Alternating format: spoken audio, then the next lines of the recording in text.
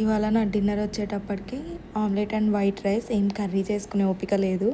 And omelette అయితే ఈజీగా అయిపోతుందని చెప్పి చిల్లీస్ కట్ చేస్తున్నాను. అండ్ నా స్టైల్ ఆమ్లెట్ రెసిపీ వచ్చేసరికి చిల్లీస్ కట్ చేసుకొని, ఆనియన్స్ కూడా కట్ చేసుకొని చిన్న చిన్న పీసెస్గా, కొంచెం దాంట్లో turmeric powder, chilli powder and salt and 2 eggs ఇవి యాడ్ చేసుకొని బాగా మిక్స్ చేసుకొని ప్యాన్ అనేది హీట్ చేసుకొని ప్యాన్లో ఆయిల్ పోసుకొని, ఆయిల్ హీట్ అయ్యాక ఆమ్లెట్ అనేది వేసి కొంచెం సేపు మూత పెట్టి దాన్ని తిరగవేసి ఇంకా ప్లేట్లోకి తీసుకోవడమే.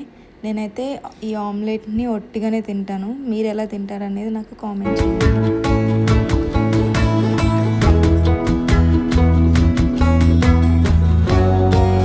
నాకు ఇలా ప్లెయిన్ వైట్ రైస్లోకి ఆమ్లెట్ నంచుకొని తినడం అంటే చాలా ఇష్టం. మీరు ఎలా తింటారు అనేది కామెంట్ చేయండి.